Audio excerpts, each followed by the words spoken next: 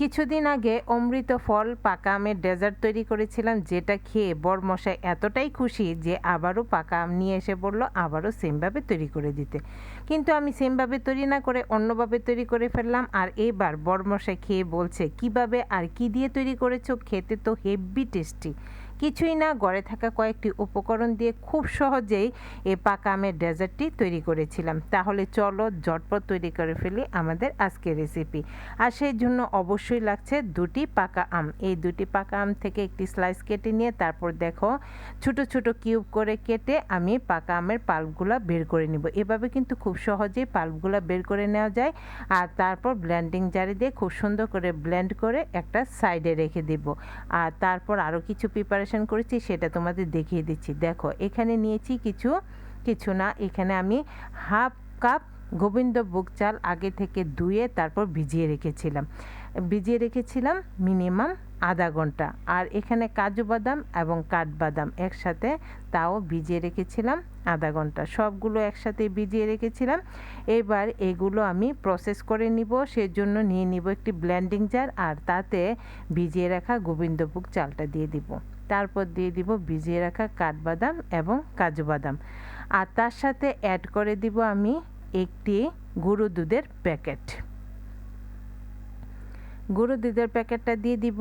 আর তারপর এখানে দিয়ে দিব অল্প পরিমাণ লিকুইড দুধ।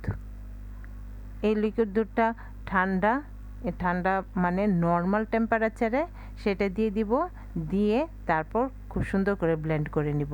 এটা কিন্তু একদম মিহি করে ব্লেন্ড করার কোনোই দরকার নাই, একটু দানা দানা থাকলে তবেই কিন্তু খেতে বেশি ভালো লাগবে।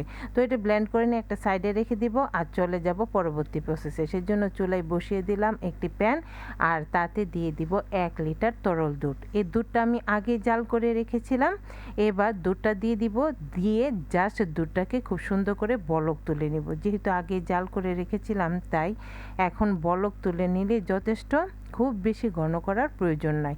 তো দেখো দুধটা গরম হয়ে গেছে। এবার এখানে আমি অ্যাড করে দিব দুটি এলাচ দানা মুখটা একটু ফাটিয়ে দিবে, তাতে করে কিন্তু খুব সুন্দর একটা ফ্লেভার দুধের সাথে অ্যাড হয়ে যাবে। তো এটা দিয়ে আবার খুব ভালো করে নেড়ে চেড়ে মিশিয়ে নিচ্ছি। তোমরা চাইলে কিন্তু এখানে এলাচের গুঁড়োটাও ইউজ করতে পারো। তো দেখো খুব সুন্দর করে বলক চলে আসছে। এরকম যখন বলক চলে আসবে আর শরটা উপরে চলে আসবে, তখন শরটা ভালো করে আবার দুধের সাথে মিশিয়ে দিতে হবে। আর তারপর এখানে আগে থেকে ব্লেন্ড করে রাখা চালের গুঁড়োটা দিয়ে দিব। দেখতে পাচ্ছ চালের গুঁড়োটা কিন্তু আমি একদম মিহি করে ব্লেন্ড করে নিই। এরকমভাবে ব্লেন্ড করে নিবে, একটু দানা দানা থাকবে, তাহলে খেতে বেশি ভালো লাগবে। তো এবার এই চালের গুঁড়োটা দিয়ে দিব আর নেড়ে চেড়ে নিব। অল্প অল্প করে দিব আর নাড়তে চাড়তে থাকবো। নাড়াচাড়ার মধ্যে থাকতে হবে, নতুবা কিন্তু দলা পেকে যাবে, তখন খেতে আর বেশি ভালো লাগবে না। তো দেখতে পাচ্ছ আমি অনবরত নেড়ে চেড়ে সম্পূর্ণ চালের গুঁড়োটা দিয়ে নিলাম। এবার 10 মিনিটের মতো জাল করে নিব।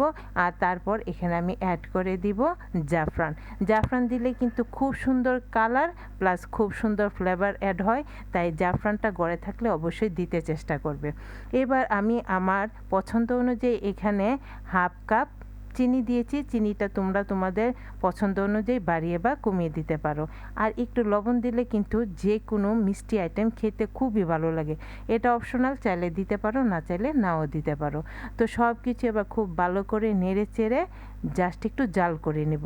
এরকম পাতলা থাকতে কিন্তু নামিয়ে নিতে হবে, কারণ এটা যখন ঠান্ডা হয়ে যাবে তখন আরও ঘন হয়ে যাবে।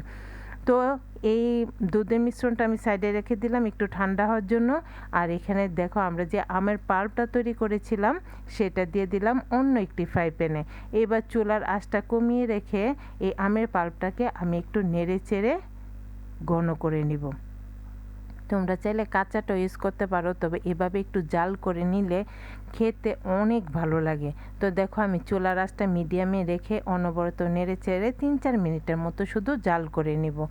এর অবশ্যই কিন্তু চুলার আঁচটা মিডিয়ামে রাখতে হবে, নতুবা নিচের দিকে ধরে যাবে, তখন কিন্তু বেশি স্বাদ করতে গিয়ে একেবারে স্বাদই থাকবে না। তো যাই হোক, সুন্দর করে এবার জাল করে নিব আমটাকে।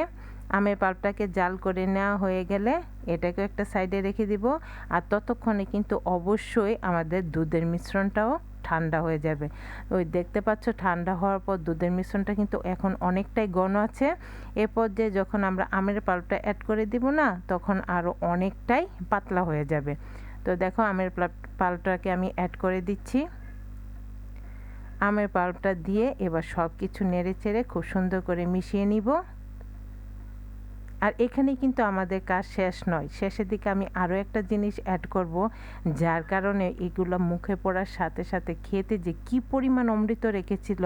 তোমরা একবার ঘরে ট্রাই করো বন্ধুরা, সত্যি বলছি অসাধারণ টেস্টি, অসাধারণ টেস্টি। পাকা আম থাকতে থাকতে অবশ্যই ঘরে তোমরা একবার ট্রাই করবে আর তোমাদের ফ্যামিলি অ্যান্ড ফ্রেন্ডসদের সাথে শেয়ার করবে। সবাই খেয়ে ধন্য ধন্য করবে, এতটাই টেস্টি হয়। তো দেখো আমার পাকা আমের পাল্প সুন্দর করে আমি মিশিয়ে দিয়েছি ক্ষীরের সাথে।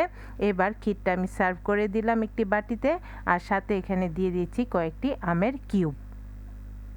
এগুলো যখন খাওয়ার সময় মুখে পড়বে না, খেতে আরও কী যে পরিমাণ টেস্টি লাগবে, তোমরা ঘরে ট্রাই করলেই বুঝতে পারবে। এবার উপর থেকে দিয়ে দেবো কিছুটা বাদাম, তাতেই দেখতে সুন্দর লাগবে, খেতে আরও বেশি ভালো লাগবে। তো তোমাদের কাছে কেমন লাগলো রেসিপিটা কমেন্ট করে জানাও, ভালো লাগলে বেশি বেশি করে শেয়ার করে দিও। সবাই খুব বেশি ভালো থেকো, দেখা হবে পরবর্তী নতুন কোনো ভিডিওতে।